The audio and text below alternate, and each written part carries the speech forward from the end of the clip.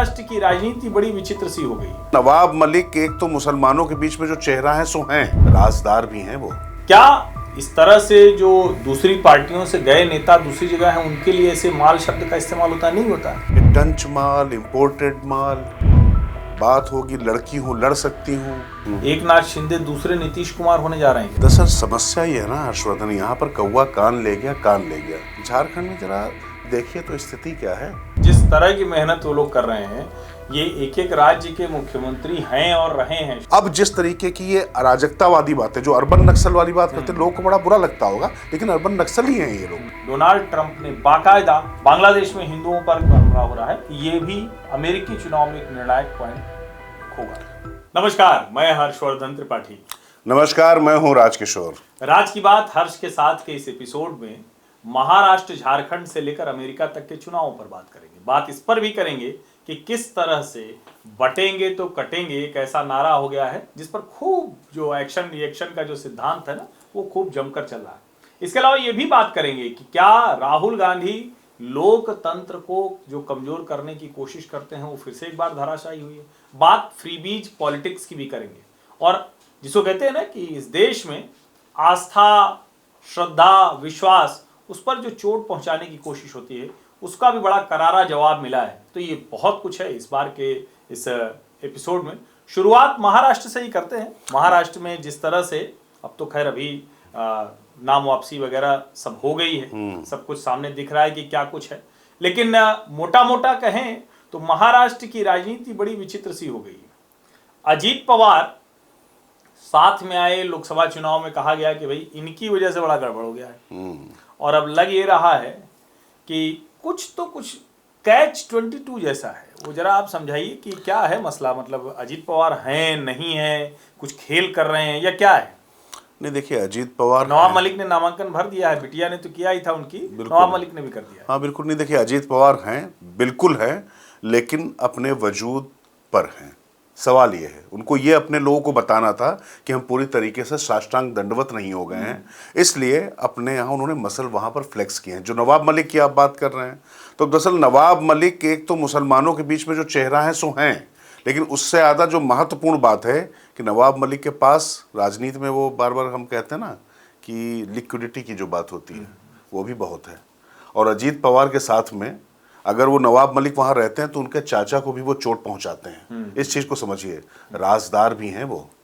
तो जो राजदार होते हैं उनको आप पूरी तरीके से नाराज़ नहीं कर सकते हैं। पता नहीं कब कौन सी राज की बात सामने आ जाए और उसमें हर्ष हो या ना हो, ठीक बात। वो कई बार जो है विषाद वाली बात भी हो सकती है। तो इसलिए भी वहाँ पर उन्होंने, और देखा जाए तो जो सपा के जो अबू साहब हैं उनके सामने तो थोड़ा सा उन्होंने स्थिति खराब कर ही दी है। तो ये जो नवाब मलिक का मसला है, ये मानकर चलिए हर्षवर्धन, भारतीय जनता पार्टी नाराज भले दिख रही हो, लेकिन भारतीय जनता पार्टी चाह ले और ये कह दे कि नहीं आप नहीं लड़ाएंगे पूरी तरीके से, तो मुझे नहीं लगता है कि ये होने वाला था।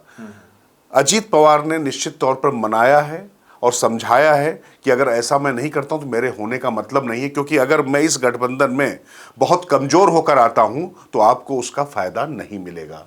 और एनडीए के अलावा मैं फिर कह रहा हूं कि अजीत पवार, वैसे पवार तो कभी पलटी मार सकते हैं, वो सीनियर पवार हो चाहे जूनियर पवार हो, वो एक अलग विषय है, लेकिन अजीत पवार के लिए बहुत ज़्यादा संभावना नहीं है। तो ये नवाब मलिक का जो मसला है वो है। लेकिन इसके साथ मैं एक चर्चा जरूर करना चाहूँगा हर्षवर्धन, ये चक्कर क्या है?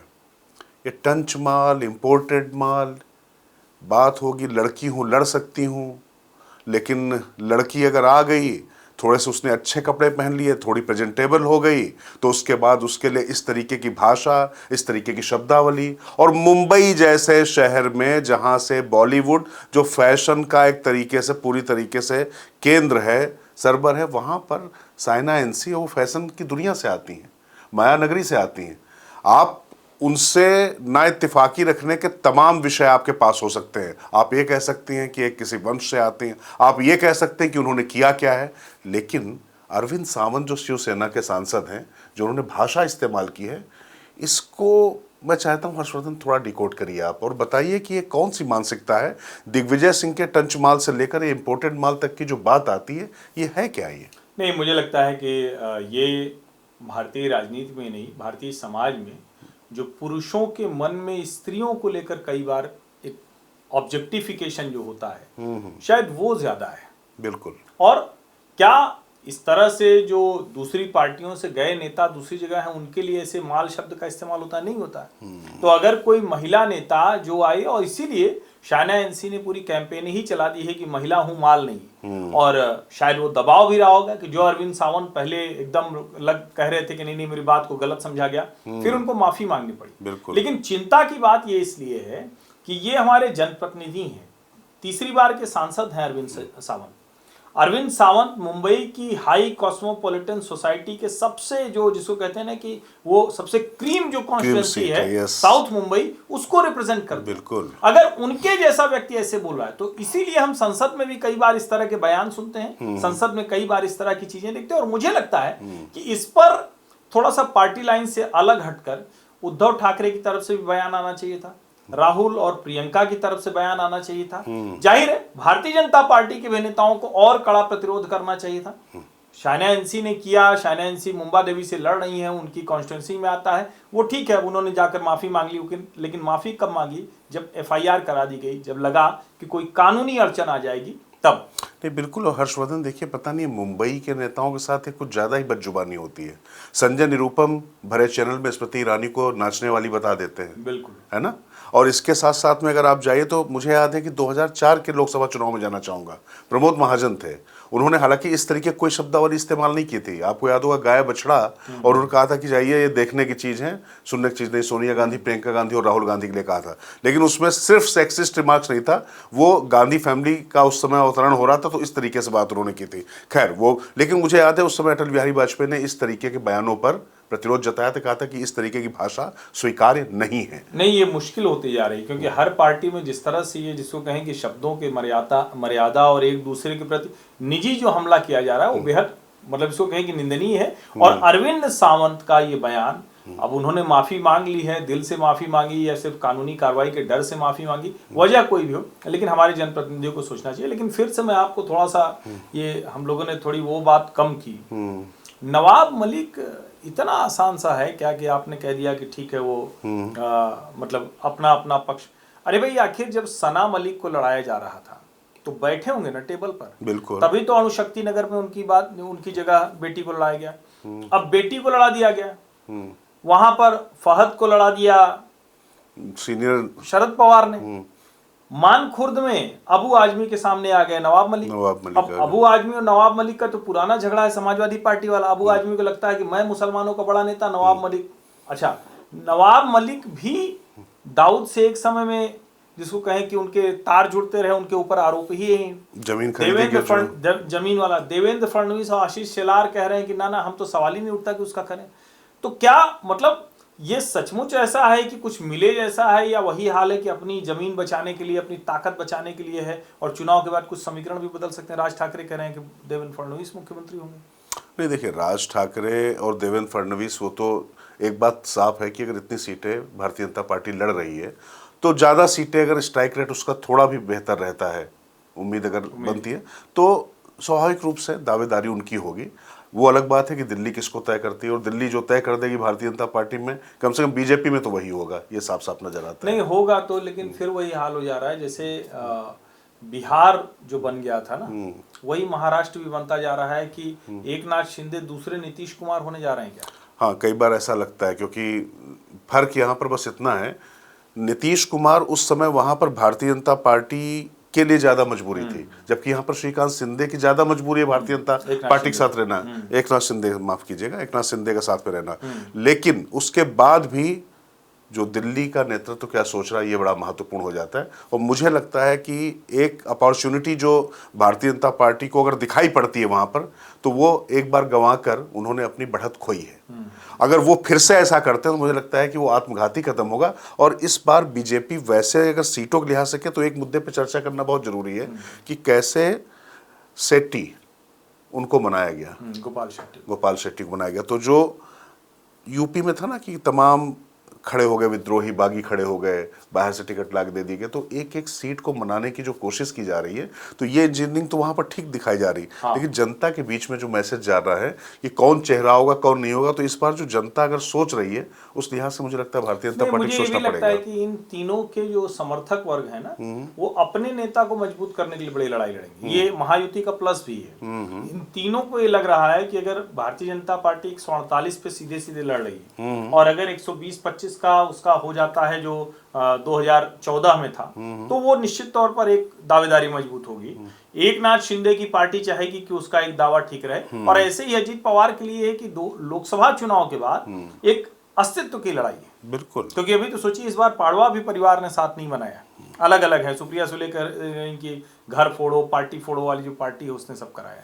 हाँ देखिए, मतलब मुझे याद है कि जब अजीत पवार देवेंद्र फडणवीस के साथ शपथ पहले जब ले लिए थे, उसके बाद जब वो लौटे थे तो दादा का हाथ पकड़कर सुप्रिया की बड़ी सुले की बड़ी वैसी भावनात्मक तस्वीर आई थी कि दादा ऐसा आप कैसे पहले व्हाट्सएप पे लिख दिया था परिवार टूट गया है। लेकिन कुल मिला के यहाँ पर सब ऑप्टिक्स है हर्षवर्धन। समस्या ये है कि सत्ता की लड़ाई में अगर ये जनता के बीच में संदेश देने के लिए बहुत सारी चीजें होती, वाकई मन द्रवित तब होता है, दुखी तब होता है जब सत्ता नहीं मिलती है। तो ये सत्ता की भागीदारी है, सत्ता की ही दावेदारी है, और बाकी सब तो दिखावा है, छलावा मात्र है। ये सब तो केवल ऑप्टिक्स है, ये आप मानकर चलिए। कुल मिला के ये सच है कि इस बार जो बात आपने कही थी कि आपस में स्त्रियों की जो लड़ाई है ना, परिवार में जो महत्वाकांक्षाओं की लड़ाई है, जो ननद भौजाई की लड़ाई है, और जो दूसरी लड़ाइयाँ शुरू हो गई हैं, मुझे लगता नहीं कि अब उनका कोई पारावार है, क्योंकि अब आगे अपने बच्चों के कैरियर की बात आ गई। मतलब आप ये नहीं देखते हैं कि शरद पवार अजीत पवार फिर से एक साथ जाते हुए दिखे? नहीं,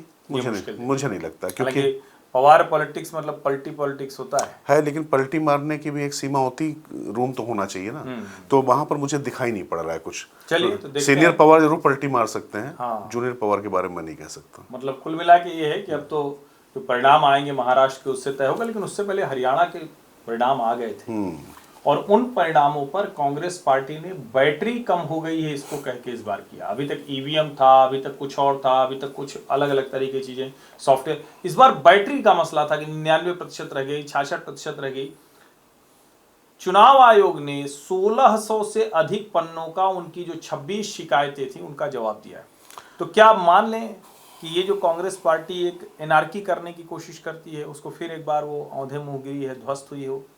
दरअसल समस्या ये है ना हर्षवर्धन, यहाँ पर कौवा कान ले गया। अब जो 1600 पृष्ठों की जो रिपोर्ट है, चुनाव आयोग ने तो एक बार निकाल कर रख दी। चुनाव रैलियों में बात कौन करेगा? टीवी चैनल्स में, और आपके साथ में जब आपके चैनल पर लोग आएंगे तो क्या बात करेंगे? उनके प्रवक्ता आएंगे, वो तो यही कहेंगे कि भाई देखिए कि ईवीएम खराब है, और अमेरिका में भी ईवीएम से चुनाव नहीं होता है। इस तरीके की बातें की जाती है। एक लॉजिक पक्का वाला होता है। हालांकि 2009 में जब यही बात लाल कृष्ण आडवाणी ने कही थी। अच्छा, बात यह है कि यहाँ पर उस समय चुनाव आयुक्त होते थे कुरैशी साहब। उस समय उन्होंने पूरा डेमो किया था और कहा था ये हो ही नहीं सकता है। नहीं देखिए, अच्छा है। और अब क्या कह रहे हैं वो? ये थोड़ी सी बात करनी चाहिए। एसवाई कुरैशी इस देश के सम्मानित चुनाव आयुक्त रहे, मुख्य चुनाव आयुक्त रहे। किसी ने कभी उनकी इंटीग्रिटी पर कोई सवाल नहीं किया, और आज वो पॉलिटिकल लैंग्वेज बोलते हैं। और मैं बार बार कहता हूं कि जो आईएएस, आईपीएस, आईएफएस जब रिटायर होते हैं तो उनकी भाषा बदल जाती। कुर्सी पर रहते क्यों नहीं ढंग का काम करते हुए भारत सुधर जाता। ऐसे ही जो ये दुनिया भर की बात करते हैं, तो चुनाव आयुक्त लोग जो कुर्सी पर रहते हैं तब वो क्यों नहीं बात करते? और अगर कुछ गड़बड़ रहता था तो चुनाव आयुक्त और मुख्य चुनाव आयुक्त रहते क्यों नहीं? कुरैशी जैसे लोगों ने किया। ये अच्छा किया चर्चा के लिए। मेरा ये मानना है कि संस्था के तौर पर चुनाव आयोग एक बेहतर काम कर रहा है। थोड़ा बहुत सत्ता की तरफ जो टिल्टिंग की बात की जाती है, हो सकता है कुछ आरोप ठीक हो, कुछ थोड़ा उसके हिसाब से तारीखें, लेकिन चुनाव की प्रक्रिया और जो उसका जिसको कहते हैं कि ओवरऑल, जिस पर हम कहते हैं कि लोकतंत्र हमारा खड़ा हो रहा है, उसमें बुनियाद में कहीं कोई दिक्कत नहीं दिखती, वो बहुत मजबूत है। नहीं, इसका सबसे बड़ा सबूत ये है हर्षवर्धन कि अयोध्या जैसी सीट जो है भारतीय जनता पार्टी हारती है, काशी में इतना काम करने के बावजूद प्रधानमंत्री नरेंद्र मोदी की जीत का अंतर कम होता है। यूपी जैसे राज्य में जहां से मुख्यमंत्री, प्रधानमंत्री और सबसे ज्यादा बड़े नेता रक्षा मंत्री वहां से आते हैं, जिस राज्य का प्रभारी अमित शाह जैसा व्यक्ति रहता हो, उसके बाद भी अगर वहां पर जनता जिसको जिता रही है, जिसको हरा रही, नतीजे वैसे आ रहे हैं। जम्मू कश्मीर ज्यादा महत्वपूर्ण था भारतीय जनता पार्टी के लिहाज से। अगर चुनाव आयोग से अगर वहां करना होता तो वहां पर करना चाहिए था। मुझे लगता है कि ये मजाक बंद करना चाहिए लोकतंत्र के साथ में। ये बहुत खतरनाक है, ये आपराधिक है। और चुनाव आयोग ने बहुत अच्छा किया जो उन्होंने ये भी बता दिया कि जो बैटरी को लेकर, दरअसल बैटरी मुझे लगता है कि उनकी कमजोर हो गई है दिमाग की, और अब उनकी बत्ती जलना बंद हो गई है। ये समस्या है। मैं इस तरीके की भाषा इस्तेमाल नहीं करना चाहता, लेकिन जब बार बार इस तरीके की चीजें संवैधानिक संस्थाओं पर प्रहार होते हैं तो फिर दिक्कत होती है, क्योंकि आप अपनी करनी तो देख नहीं रहे हैं, आप अपना क्या कर रहे हैं वो देख नहीं रहे हैं। शैलजा हुड्डा आपस में लड़ जाएंगे, आप अपने लोग को समेट नहीं पाते, उसके बाद जब हारते हैं तो उसके बाद फिर इस तरीके की बातें करते हैं। तो यहाँ लोकतंत्र में ये समझना पड़ेगा कि अब उस तरीके की चीज़ें नहीं रही कि चुनाव आया और चुनावी मौसम में आप निकले, कपड़े सदरी सिलवा ली और मतलब ग्लफ लगा के कुर्ता पजामा पहन के निकल लिए और चुनाव जीत गए। वो दिन तो गए। अब हाँ, मतलब टी शर्ट मतलब टी शर्ट या जो भी चीज़ें हैं, बर्बरी की टी शर्ट या किसकी भी जो है वो अलग बात है। लेकिन मैं कह रहा हूँ कि कुछ लोग बहुत महंगे कुर्ते पजामे भी पहनते हैं, तो उनके लिए भी बात हो रही है। तो लेकिन उनको 24 घंटे काम करना पड़ता है, ये समझ में आ रहा है। और तमाम राजनीतिक दलों को, मैं अब झारखंड की आप चर्चा कर रहे थे, झारखंड में जरा देखिए तो स्थिति क्या है। हेमंत बिश्व शर्मा की, शिवराज सिंह चौहान की जिस तरह की मेहनत वो लोग कर रहे हैं, ये एक एक राज्य के मुख्यमंत्री हैं और रहे हैं। शिवराज सिंह चौहान इतने लंबे समय तक रहे, फिर अभी कृषि मंत्री हैं, और हेमंत बिश्व शर्मा मुख्यमंत्री हैं। जिस तरह से जान लगाई हुई, लग रहा है कि जैसे अपना चुनाव है वो प्रभारी और सब प्रभारी के तौर पे जिस तरह से लड़ रहे हैं। अच्छा, हेमंत बिश्व शर्मा बड़ा रोचक एक बोल दिया, इसीलिए मैंने जिक्र भी किया। आपने वो कहा तो, क्योंकि कांग्रेस में तो परिवारवाद वगैरह की बात नहीं, लेकिन भाजपा में भी बीमारी बड़े गहरे चली गई, इसलिए अच्छा है कि ये बात हो रही है। हेमंत बिश्व शर्मा ने कहा कि भाई हमारे पत्नी बोल रहा है, थोड़ा स्वीट हिंदी बोलते हैं, हाँ वो थोड़ा सा असमिया तो और अच्छा है, ऐसे ही होता है, भारत तो ऐसी विविधता का देश है। तो उन्होंने कहा कि हमारी पत्नी बोल रही कि हमको भी चुनाव लड़ाओ।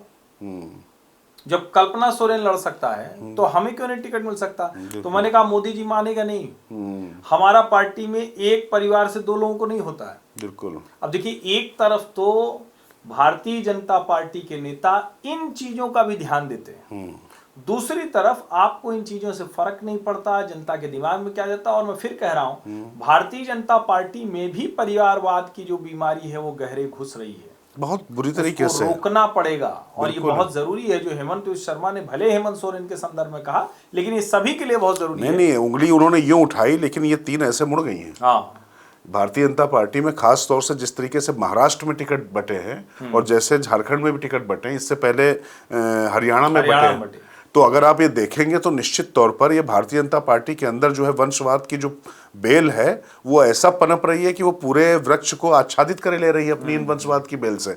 तो इसको मुझे लगता है कि इन्होंने ठीक उठाया। और ये बात सिर्फ भाजपा की नहीं है। अगर भाजपा इस चीज पर ध्यान रखती है तो कम से कम कांग्रेस या जो दूसरे दल हैं वो भी इस तरफ ध्यान रखेंगे, तो कार्यकर्ता जो एक कम से कम इवन फील्ड तो हो, ठीक बात है, बराबरी का ग्राउंड तो हो। भाई प्रधानमंत्री नरेंद्र मोदी का अगर कोई पुत्र है, वो नहीं उनके पास अलग बात है, लेकिन अगर अमित शाह अगर चाहें अपने बच्चे को लड़ाना तो अब राजनाथ सिंह के बेटे को तो बेनिफिट है ना भाई, ठीक बात, उनको तो फायदा मिलेगा ना। और ये जो बात हेमंत बिश्व शर्मा कह रहे हैं तो उनकी पत्नी को तो इसका फायदा मिलेगा ही ना, मतलब किसी भी अन्य कार्यकर्ता की तुलना में। तो मुझे लगता है कि लोकतंत्र में ये ध्यान रखने की बात है कि सिर्फ आदमी की जरूरतें पूरी हो ये महत्वपूर्ण नहीं है, जो प्रतिभागिता है, जो उसकी हिस्सेदारी है, वो भी लोकतंत्र में हो उस तरीके से, ये जरूरी है। तो उसके लिए इस तरीके की चीजें रुकनी चाहिए हर्षवर्धन, मुझे लगता है। नहीं, लेकिन ये परिवारवाद अब चूंकि जिसको कहते हैं ना, जैसे मोदी जी का परिवार नहीं तो जैसे नीतीश जी का परिवार नहीं, और इसीलिए भारतीय जनता पार्टी सब के बाद कहती है कि त्याग दो मुख्यमंत्री कुर्सी। महाराष्ट्र में हम लोगों ने शुरुआत के दौर में चर्चा की थी, जब आप लौट के आए थे मुंबई से, तो आपने कहा था कि महाविकास अघाड़ी वो मुख्यमंत्री के लिए लड़ रही है, ये कुर्सी के लिए लड़ रहे हैं, तो दोनों का फर्क है। कुर्सी पे कौन बैठेगा ये बहुत चिंता की बात नहीं। बिहार में भी भले भारतीय जनता पार्टी का नेता, भारतीय जनता पार्टी का कार्यकर्ता वो बार बार कहे, लेकिन नीतीश फिर एक बार 2025 के लिए भी नेता हो गए एनडीए के। कैसे देख रहे हैं राजेश्वर आप इसे? दरअसल देखिए, एक चीज स्पष्ट है, भारतीय जनता पार्टी को ये पता है कि तर्क जो है ना वो कई बार मेज पर तो बड़े अच्छे होते हैं, लेकिन जो व्यवहारिक स्थिति होती है किसी भी राज्य की, वो जानते हैं। उनको पता है कि बिहार में आज की तारीख में अभी भी नीतीश कुमार के जैसा कोई चेहरा, कोई भी कद उनके पास नहीं है। और नीतीश कुमार की जो स्थिति है वो तो दोनों तरफ खेल चुके हैं, कई कई बार खेल चुके हैं। तो अगर नीतीश जिसके पास जाते हैं, देखिए नीतीश का अपना वोट बैंक इतना बड़ा नहीं है, लेकिन नीतीश चाहे वो एनडीए हो, चाहे वो इंडी गठबंधन हो, राष्ट्रीय जनता दल, किसी भी तरफ जाते हैं उस तरफ जो है सत्ता मुड़ जाती है। और दूसरी बात यह है कि उन्होंने इस विवाद को ही समाप्त कर दिया कि अपने यहाँ से बहुत ज़्यादा दावेदारी उठे, उससे पहले उन्होंने स्पष्ट कर दिया जनता के बीच में कोई संदेश ना जाए, कोई गड़बड़। और एक बात ध्यान रखना पड़ेगा कि नीतीश कुमार सिर्फ बिहार में फर्क नहीं डालते हैं, वो बहुत दूर तक मार करते हैं।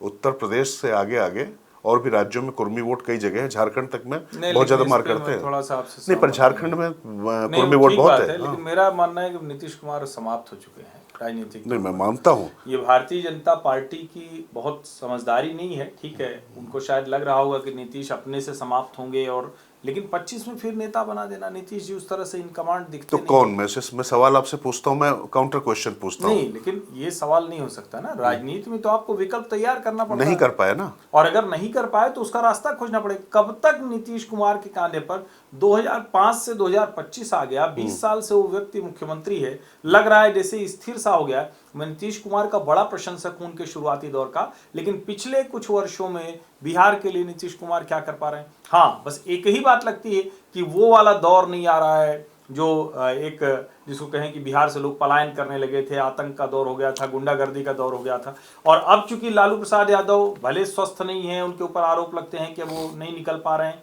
अस्वस्थ हैं, वो घर में बुला के शहाबुद्दीन के बेटे, जो माफिया डॉन शहाबुद्दीन नहीं रहा, उसके बेटे और पत्नी को हरी टोपी और हरा पटका पहना देते। तो बस उसके लिए एक लगता है कि हाँ नीतीश कुमार ठीक है, लेकिन कहीं तो आगे जाकर देखना पड़ेगा। नहीं, देखिए हर्षवर्धन, आपने बिल्कुल सही बात कही। आप सोचिए कि वो क्या दौर रहा होगा, कि मैं मानता हूं कि 12 से 15 साल में एक पीढ़ी चेंज हो जाती है, लेकिन 2 पीढ़ियां लगभग वहां पर बदल गई, लेकिन वो दौर की याद जो है अभी भी जो है लालू के राज को नहीं आने देती है। चंपा विश्वास से लेकर और तमाम जो प्रकरण हुए पड़े, टाटा के शोरूम बंद होने जैसे किस तरीके की जो चीज़ें हुई हैं वहाँ पर, ये घटनाएँ जो राजनीति में हुई है, जिसको सुप्रीम कोर्ट ने जंगल राज कहा था, ये हम नहीं कह रहे हैं, तो वो जंगल राज की वापसी ना हो, इसके लिए नीतीश कुमार उस समय सुशासन बाबू बनकर आए थे। आपकी बात से मैं बिल्कुल सहमत हूँ। 2012 के बाद से वो धार जाती रही सुशासन बाबू की, उसके बाद हो ही रहे, लेकिन उसके बाद भी स्थिति वहां पर आप समझिए क्या है कि भारतीय जनता पार्टी अपना नेतृत्व वहां पर नहीं पैदा कर पाई तमाम परिस्थितियों के बावजूद। ये भारतीय जनता पार्टी की असफलता है, इससे मैं पूरी तरीके से सहमत हूं। लेकिन अब जो है सो है, पर अभी की मौजूदा स्थिति में अगर यूपी में एक संजीवनी मिली इंडिया गठबंधन को, अब बिहार में भी अगर उस तरीके का कुछ होता है तो निश्चित तौर पर एक बड़ा राज्य है, और बिहार की राजनीति पूरे देश को बहुत ज़्यादा प्रभावित करती है, उसका संदेश बहुत ज़्यादा जाता है। तो मुझे लगता है इसलिए उन्होंने बहुत सोची समझी रणनीति के तहत कि नीतीश को ही घोषित करे रहो और उसके दौरान में अपना विकल्प तैयार करो। देखिए, सोचा ऐसे ही जाता है, नहीं कर पाए, एक असफलता तो इनकी ये थी, लेकिन मौजूदा परिस्थितियों मुझे लगता है कि हर्षवर्धन इसके अलावा कोई विकल्प था नहीं। ठीक है, मैं भी मानता हूँ, मैं राजशोर की बात से सहमत हूँ कि विकल्प नहीं है, लेकिन मेरा ये मानना है कि 25 में मुख्यमंत्री बदलने वाला है। भले चुनाव नीतीश कुमार के नाम पर ही मेरा अनुमान है, बाकी तो देखते हैं, लेकिन नीतीश जी बड़ा दिल दिखा दे, नहीं कुछ तो होगा, क्या होगा वो भविष्य के गर्त में, लेकिन ये मैं कह रहा हूँ, इसको आप लोग मैं तो कह रहा हूँ नीतीश जी बड़ा दिल दिखा दे, संभाल के रख लीजिए कि 25 में बिहार को नया मुख्यमंत्री मिलेगा। लेकिन एक मुख्यमंत्री जिसकी एक बात ने, जिसके एक नारे ने पूरे देश में भूचाल ला दिया है, उत्तर प्रदेश के मुख्यमंत्री योगी आदित्यनाथ। नैरेटिव पूरी तरह से कंट्रोल में आ गया है, और उसके रिएक्शन में अखिलेश यादव कह रहे हैं जुड़ेंगे तो जीतेंगे। हालांकि पहले खुद ही बोल गए थे कि हमारा पीडीए भी नहीं बटेगा कटेगा। अब पीडीए कह के तो आपने पहले ही बांटा हुआ है। मुलायम सिंह यादव MY समीकरण पे मुसलमान यादव बटा हुआ था, तो अब अगर बटेंगे तो कटेंगे है, तो उसको कह रहे हैं कि ये सबसे क्या कहते हैं, नकारात्मक या कुछ निकृष्ट नारा उन्होंने बोला अखिलेश यादव ने। लेकिन सवाल है कि क्या इसका ट्रैक्शन ऐसा है जो 37 सीटें 2024 की थी, उसको थोड़ा सा खतरा पहुंचा रहा है क्या? नहीं, देखिए, इस नारे ने कम से कम एक जो बज क्रिएट करनी होती है हर्षवर्धन, वो तो किया है, वो काम तो किया है। ये काम योगी आदित्यनाथ ने कर दिया, और मुझे लगता है कि योगी आदित्यनाथ आज की तारीख में हर वो काम कर रहे हैं जो मुख्यमंत्री रहते हुए प्रधानमंत्री तब नरेंद्र मोदी गुजरात में करते थे। बस फर्क यहाँ पर आया था कि योगी आदित्यनाथ प्रशासनिक तौर पर उतने सक्षम नहीं दिखाई पड़ते हैं जो नरेंद्र मोदी की छवि थी, लेकिन हिंदुत्व के मोर्चे पर योगी आदित्यनाथ आज की तारीख में भारतीय जनता पार्टी का सबसे फायर ब्रांड चेहरा है, सबसे ऑथेंटिक चेहरा है। भगवा पहनते भी है, भगवा जीते भी है, और उसके साथ मठ के भाई वो मतलब मठाधीश हैं, तो उनका जीवन वो है, इसमें कोई दो राय नहीं। लेकिन जब वो ये बात कहते हैं करते हैं तो इसका फर्क पड़ता है, और इसी का नतीजा होता है कि महाराष्ट्र से लेकर झारखंड तक सब जगह नारे चलते हैं, और ये प्रॉब्लम पैदा करता है खास तौर से वो वर्ग जो संविधान के नैरेटिव पे और जो टिकटों के वितरण से नाराज होकर जो एक चीजें बनी थी भारतीय जनता पार्टी के खिलाफ, जिसका फायदा अखिलेश ने उठाया था, उस पर इस बार वो प्रहार कर रहा है। क्योंकि देखिए, जैसे ही सीटें 37 भले आ गई समाजवादी पार्टी की, लेकिन उसके बाद जो कौन से लोग सड़कों पर ज्यादा दिखाई पड़ने लगे, इसका काउंटर रिएक्शन वहां होना शुरू हो चुका है। अब इससे ज्यादा मुझे लगता है रिकॉर्ड करने की जरूरत नहीं है। केशव मौर्य जी क्यों नाराज हो गए? कह रहे हैं कि भाजपा का नारा नहीं है।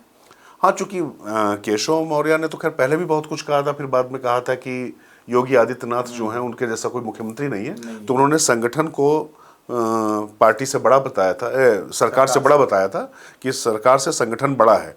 लेकिन वो एक चीज दिखाई पड़ती रहती, मुझे लगता है कि जो नरेंद्र मोदी का जो नारा था, एक है तो सेफ है, अच्छा ये सेफ नारा भी है, इसमें चूंकि कटने का कोई शब्द नहीं है, तो एक है तो सेफ है। प्रधानमंत्री नरेंद्र मोदी ने जो कह दिया है, तो हाथी के पांव में सबका पांव, तो अब वही ऑफिशियल लाइन मान लीजिए। नहीं, वो ठीक है, लेकिन मतलब ये कहने की आवश्यकता थी क्या केशव प्रसाद मौर्य को कि ये पार्टी का नारा नहीं? क्योंकि बटेंगे तो कटेंगे पे नरेंद्र मोदी, उन्होंने, योगी आदित्यनाथ ने ये भी कहा था बटेंगे तो कटेंगे, एक है तो नेक है, बिल्कुल। और यही बात वो भी कर रहे हैं, एक है तो सेफ है, तो एक ही ध्वनि आ रही है। राष्ट्रीय स्वयंसेवक संघ के सर कार्यवाह दत्तात्रेय होसवाले, उन्होंने बाकायदा मथुरा में इसको कहा, और उन्होंने दूसरी तरह से कहा बिल्कुल कि जब जब भाई बटे तो आई विपद, महान भाई छूटे, उसकी व्याख्या कर दे, पूरा सब कहा। तो सवाल ये कि इसके बावजूद केशव प्रसाद मौर्य को ये कहने की, मतलब इस वक्त उनको क्या कहने की आवश्यकता पड़ गई होगी, या क्या उनके मन में आया होगा? नहीं, मुझे लगता है कि केशव प्रसाद मौर्य की अपनी कुछ महत्वाकांक्षाएं हैं, वो किसी से छिपी नहीं हुई हैं। 2017 में जब सरकार बनी थी तो सबसे स्वाभाविक और सबसे नैसर्गिक उम्मीदवार वही मुख्यमंत्री पद के थे। उसके बाद से पिछला जो कार्यकाल था उसमें लगभग उनकी पैरेलल चीज़ें चलती रही, कद कम से कम उनका काफ़ी चलता रहा, लेकिन 2022 के बाद से वो चीज़ें सब समाप्त हो चुकी हैं। उसके बीच बीच में केशव प्रसाद मौर्य बोलते रहते हैं, तो मुझे लगता है कि ये कहीं ना कहीं इसमें उनका क्षोभ भी ज़्यादा है, और उसमें मुझे हताशा का भाव ही ज़्यादा लगा। तो वैसे केशव प्रसाद मौर्य मतलब खाटी राजनीतिज्ञ हैं, और मतलब हिंदुत्व की सियासत करते चले आ रहे हैं, इसमें कोई दो राय नहीं है। लेकिन मुझे लगता है कि ये अभी आवश्यकता तो नहीं थी, खासतौर से जब प्रधानमंत्री नरेंद्र मोदी और राष्ट्रीय स्वयंसेवक संघ ने इस नारे को अपना लिया है, तो इसके बाद मुझे लगता है कि इसमें जबरदस्ती क्यों खामखा बनना था। चलिए, अब उपचुनाव के नतीजे आएंगे 9 सीटों के, तो वो भी उत्तर प्रदेश में तय करेंगे। तो जितनी प्रतीक्षा महाराष्ट्र और झारखंड के विधानसभा चुनाव को लेकर है, उतना 9 सीटों के चुनाव को लेकर भी है, और उन 9 सीटों में से एक सीट है सीसामऊ। हाँ, इरफान सोलंकी, मेरा शहर है, आपका शहर है कानपुर, तो वहाँ नसीम सोलंकी उनकी पत्नी है, वो गई इरफान सोलंकी की पत्नी, और सुनते हैं उसके बाद वो धुलवा दिया गया। दरअसल इसको थोड़ा सा अलग नजरिए से मुझे लगता है देखना चाहिए। अभी हम लोगों ने कहा ना, बटेंगे तो कटेंगे, एक है तो नेक है, मुझे लगता है ऐसे ही एक हो जाए तो सब नेक हो जाएगा। जिन ब्राह्मणों ने वहां पर शुद्धिकरण कराने का ये प्रयास किया, मैं उसकी भरसक निंदा करता हूँ। वो ईश्वर नहीं हो सकता जिसको छूने से वो अपवित्र हो जाए, ईश्वर को छूकर अपवित्र पवित्र होता है। मेरे भोलेनाथ तो ऐसे हैं जो शमशान में धुनी रमाते हैं। नहीं, लेकिन राजेश्वर, मैं थोड़ा सा आपसे, नहीं, मैं आपकी बात जानता हूँ आप जिस पर आ रहे हैं, लेकिन मैं भेद रखता हूँ। हाँ, बताइए। अरे भाई, जिनको मूर्ति पूजा में भरोसा ही नहीं है, जो जिसको मानते हैं वो मूर्ति भंजक रहे हैं, और वो वहां जा रहे हैं सिर्फ चुनावी लाभ के लिए, तो जाहिर है जब आपका मन पवित्र नहीं है, आपकी मंशा पवित्र नहीं है, आपकी नीयत ठीक नहीं, तो पुजारियों ने वही तो किया। पुजारियों ने ये थोड़ी ने कहा कि आप कोई शंकर को नहीं पूछ सकता, बिल्कुल है, भोलेनाथ तो सबके हैं, तो इस नजरिए से भी तो देखना होगा। नहीं, मैं उससे सहमत हूँ, जो बात आप कह रहे हैं। कटेंगे तो कटेंगे, तो ये भी वहां तो आ जाता है, एक रहेंगे, नेक रहेंगे या सेफ रहेंगे। भाई, अगर आप इस तरह से सोचेंगे, और कोई भी राजनीतिक लाभ के लिए आकर आपका उपयोग करके चला जाएगा। नहीं, इसमें बात उपयोग की नहीं। नसीम जो सोलंकी ने कहा, मैं तो एज मेनी वर्ड्स चाह रहा हूँ। पहली बात तो ये कि भगवान के दर पर जब कोई जाता है, तो पहले तो आप देखिए कि फतवा भी उनके खिलाफ जारी हो चुका है, उनके खिलाफ भी हो गया कि तमाम चीजें हो गई। नहीं, वैसे तो मैं भी कह रहा हूँ कुछ नहीं होना चाहिए, कोई भी कहीं जा सकता है, लेकिन जब सिर्फ आप चुनाव के समय ये करते हैं ना, तो थोड़ा सा लगता है कि नहीं, चुनाव के समय ऐसा है ना कि वो नसीम थी, इसलिए आपको दिक्कत हो रही है। जिन लोगों ने चुनाव के समय जनेऊ पहन लिया तब आपको दिक्कत नहीं हुई। नहीं, मुझे तब भी दिक्कत है। नहीं, लेकिन जो इतना बवाल नहीं मचा तब पंडितों को दिक्कत नहीं हुई ना। हाँ। मेरी आपत्ति इस बात पे है। हाँ। नहीं, कुल मिला के इस देश में जब रसखान जब लिखते हैं कृष्ण के बारे में, या रहीम जब लिखते हैं, अब्दुल रहीम खान खाना जब लिखते हैं, सब लिखते हैं, तो मुझे दिक्कत नहीं होती है। मुसलमानों ने उस समय भी उनके बारे में बहुत कुछ कहा होगा। लेकिन मैं कह रहा हूं कि इस नसीम जब वहां पर गई, और वैसे मैं आपको इसकी थोड़ा पृष्ठभूमि बता दी। बनखंडेश्वर मंदिर जो सीसाऊ में जो जगह पड़ती है, वहां पर हाजी मुश्ताक सोलंकी जो इरफान सोलंकी के पिता थे, वो भी जाते थे मंदिर, लेकिन उन्होंने मर्यादा जो थी मंदिर का उसका उल्लंघन नहीं किया था। वो दहलीज के बाहर खड़े होते थे और बाहर से प्रणाम करके पंडित जी उनकी तरफ से जल अर्पित कर देते थे। वो अपना यही काम इरफान भी करता था।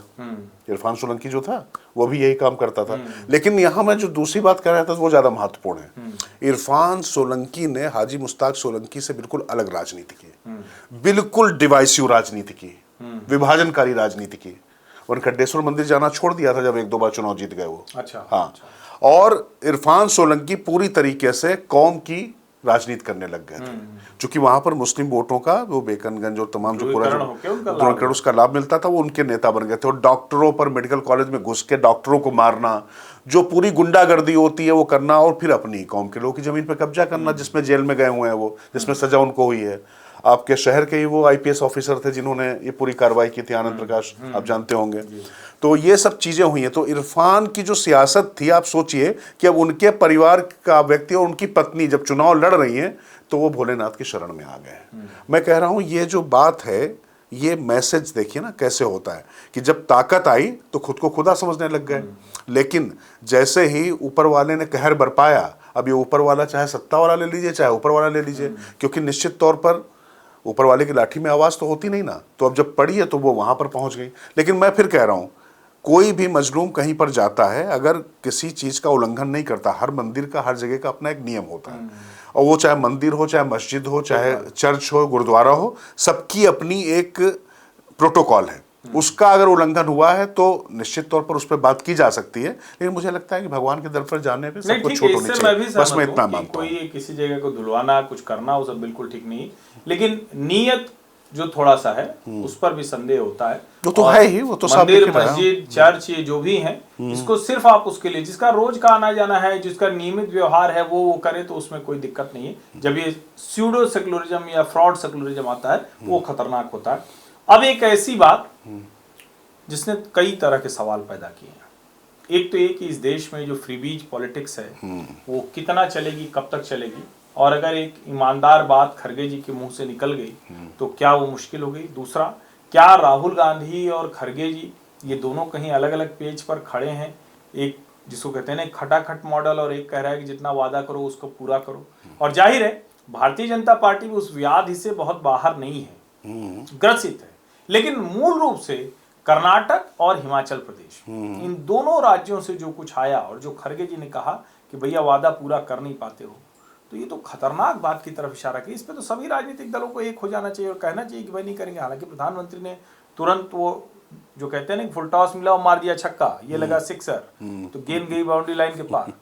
अब खरगे जी उसके बाद जो सवाल पूछ रहे हैं वो भी लग रहा है कि ट्रैक से उतरे हुए हैं। क्या मतलब दिक्कत क्या है, कांग्रेस पार्टी के भीतर की है या सचमुच वो मतलब ईमानदारी से ये सवाल खड़े कर रहे हैं? थोड़ा आप देखिए, जब घोषणाएं होती है ना चुनाव जीतने के लिए, हर्षवर्धन, ये आपने बिल्कुल सही कहा कि भारतीय जनता पार्टी भी इससे इतर नहीं है, उसकी भी अपनी समस्याएं जारी। लेकिन कांग्रेस के 2 राज्य हैं जो पूरी तरीके से ये जो फ्री बीज का जो मॉडल है उसमें कैसी दिक्कतें आ रही हैं दिखाई पड़ रही है। गारंटी मॉडल बल्कि कह लीजिए, तो उसमें गारंटी कैसे फेल हो रही है वो दिखाई पड़ रही है। आप सोचिए कि वहाँ पर मुख्यमंत्री सिद्धारमैया और जो उप मुख्यमंत्री हैं वहाँ पर वो कह रहा है कि उप मुख्यमंत्री साफ कह रहे हैं कि हम आपकी जो गारंटी उनको पूरा करने से जब पैसा बचे तो हम दूसरी चीज़ें कर पाएँ। बिल्कुल। तो कुल मिला के ये अपनी व्यवस्था जब वो आप जता रहे हैं तो साफ नज़र आ रहा है कि भाई हम इसमें सक्षम नहीं और ये नहीं हो सकता है। अब हो क्या रहा है कि राष्ट्रीय अध्यक्ष हैं मल्लिकार्जुन खड़गे, वहीं से सांसद भी रहे हैं, वहीं पर उनकी राजनीति हुई। अब जब वहाँ पर वो जाते हैं तो वो बिल्कुल भीष्म पितामह की भूमिका में खड़े होकर यूँ कहते हैं कि भाई कुल मिला के जो है आप लोग ठीक नहीं कर पा रहे हो। आप जरा उस चित्र की कल्पना कीजिए, वो वीडियो देखिए, वो दोनों लोग खड़े हो, दोनों लोग कैसे हंस रहे हैं कि भाई ये कुछ भी बोलते चले जा रहे हैं। तो ये कांग्रेस के अध्यक्ष की स्थिति बताता है कि वो कैसे वहां पर मतलब खींच रहे हैं कि यार तुम लोग बातें कर रहे हो, कुछ कर नहीं पा रहे हो।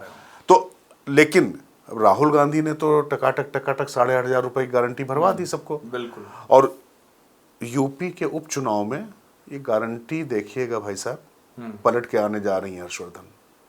जो लोग बहुत ज्यादा खुश हैं ना, जो अयोध्या और काशी में जो हुआ है ना, आप मान कर चलिए, अभी जो फिर से थोड़ा सा जो बातचीत हो रही है, जो समझ में आ रहा, आपकी भी तमाम लोगों से बात हुई, लोगों को लगता था क्या हो गया है। और इन लोगों ने जो किया है, कर्नाटक और हिमाचल की मार बहुत दूर तक जा रही है, लोगों को समझ में आ चुका है कि ये लोग पूरा करने में सक्षम नहीं है। और जब मोदी को मौका मिला तो उन्होंने तो कह दिया, अब भले ही भारतीय जनता पार्टी को करने में दिक्कत आ रही हो, लेकिन अगर वो लाडली योजना चला रहे थे तो पैसा दे रहे हैं ना, लाड़ो चला रहे थे तो वो दे रहे हैं ना। कुल मिला के उन्होंने जो भी योजनाएं चलाई उनको बीच में बंद नहीं किया है। अब राजकोषीय घाटा कितना जा रहा है, राजस्व के मुकाबले उसमें नुकसान कितना हो रहा, ये गहन चिंता का विषय है, उस पर फिर कभी चर्चा कर लेंगे। नहीं, ठीक है, ये अच्छा है कि इस पर थोड़ी बातचीत हो, क्योंकि देखिए हमारे यहाँ तो ऐसे ऐसे नेता हैं ना, श्रीमान अरविंद केजरीवाल हैं, जिनकी सरकार 11 साल से है। अब ठीक है, आतिशी मुख्यमंत्री हैं, लेकिन हैं तो वही, कुल मिला के वो तो कुर्सी उनकी खाली है अभी। वो कह रहे हैं कि आपका पानी का बिल बढ़ा हुआ आ रहा होगा, बिल भरना मत, मेरी सरकार आएगी तो मैं माफ कर दूंगा। तो अब राजकिशोर जी जरा बताइए, ना कि इसमें सरकार हमारी, हम ही चला रहे हैं, हम ही बिल भेज रहे हैं, और जनता से हम कह रहे हैं कि भाई चुनाव आ रहा है, हमको फिर जिता देना तो हम बिल माफ कर देंगे। देखिए हर्षवर्धन, ये दरअसल सुन के एक बार तो इसको हंसी आती है, लेकिन कितनी खतरनाक राजनीति है भाई।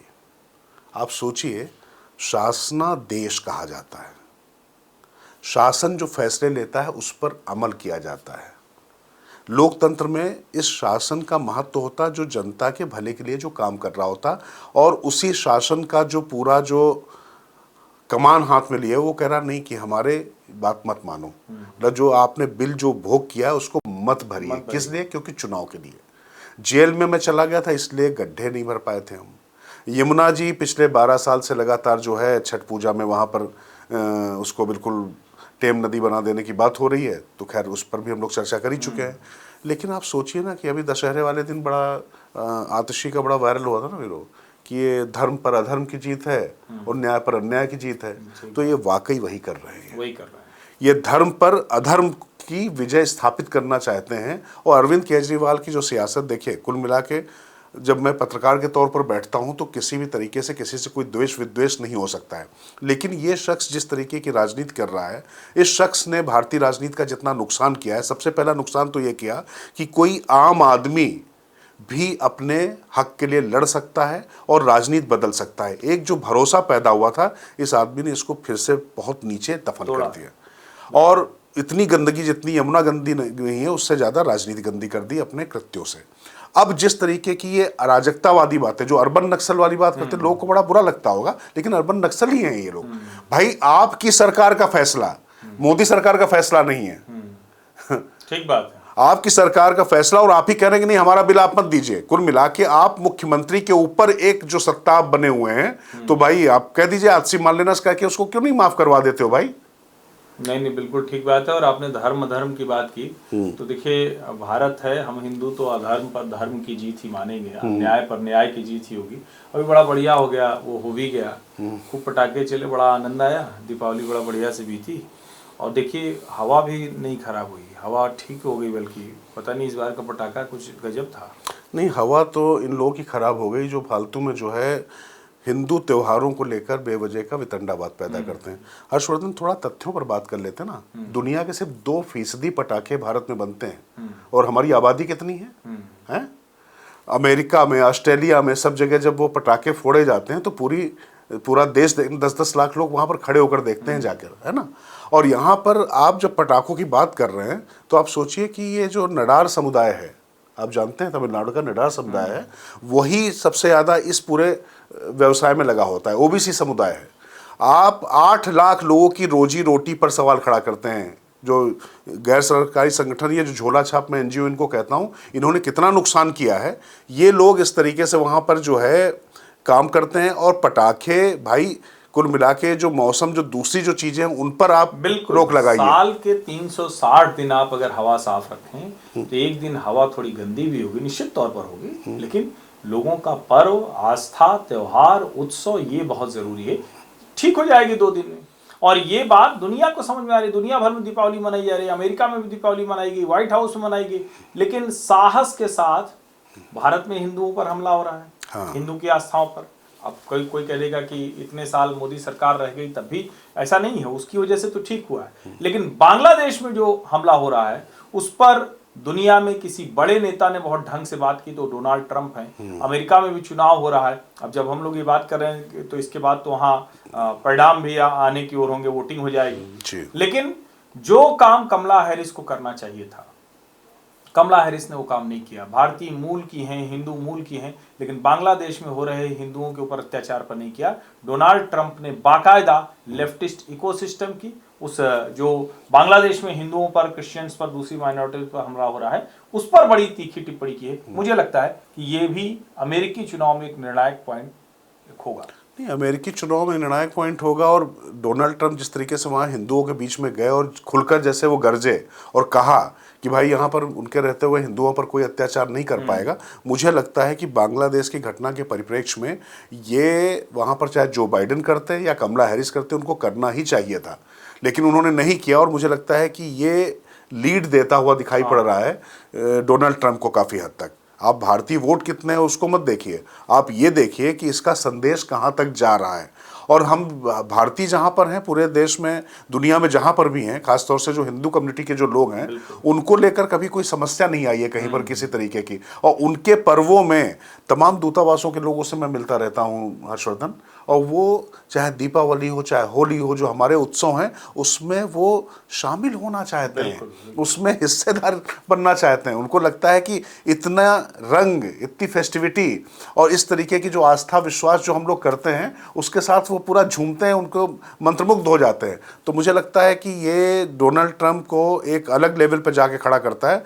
अब मुझे लगता है कि जो अमेरिका का जो चुनाव है, नहीं वो सिर्फ इतना ही नहीं कर रहे हैं हिंदुओं के लिए, वो थोड़ा सा मोदी जी से मैं भी चौकीदार टाइप, वो गार्बेज कलेक्टर वाली ड्रेस भी पहन ली। तो अब देखिए रोचक चुनाव हो गया, भारत की तरह ही वहाँ का भी चुनाव हो गया है। महाराष्ट्र, झारखंड और यूपी के उपचुनाव तो हैं ही, हम भारतीयों के लिए तो अमेरिका के चुनाव भी बड़े महत्वपूर्ण है। वैसे भी अमेरिका का चुनाव दुनिया के लिए महत्वपूर्ण है। तो आज की चर्चा, हाँ, हमने तो चीन को मिठाई के साथ ही चर्चा के साथ वो तो देखिए अच्छा है, वो तो मिठाई है वो तो। और मुझे लगता है कि ये भी बड़ा अच्छा है ना, हमारी जो राजनीति है वो यहाँ की राजनीति से दुनिया प्रभावित हो रही है, तो दुनिया की राजनीति तो थोड़ा बहुत हमको भी नजर रखना पड़ेगा। बिल्कुल, इसीलिए मैं कह रहा हूँ कि जो है कुल मिला के चाइना पर बहुत ज़्यादा लोग बातें कर रहे थे, तो उनका भी मुद्दा छिन रहा है। हाँ। और हमें संतुष्टि ये है कि हमारे जो सीमाएं हैं, अब वो सीमाएं दोनों लोग को विरासत में ऐसी मिली हैं, तो कुल मिला के उसके आगे बात ना बिगड़े, दूसरा कोई डोकलाम ना हो, यही हम लोग कल्पना, मतलब यही हम लोग कामना कर सकते हैं। और मुझे लगता है उस दिशा में ठीक चीज़ हुई है। तो इस दीपावली में जो ये दीप पर्व है उसकी रोशनी, मतलब एक बार पर्व बीत चुका है, लेकिन मुझे लगता है कि ये जो रोशनी है सबके जीवन का अंधकार दूर करे और खूब खुशियाँ मनाएं, मस्त रहिए, व्यस्त रहिए, हंसते रहिए और कुल मिला के देखते रहिए। राज की बात हर्ष के साथ, बिल्कुल हर्ष के साथ, यहाँ ज़्यादा महत्वपूर्ण है, समझ गए ना आप। बिल्कुल, बहुत बहुत धन्यवाद, नमस्कार।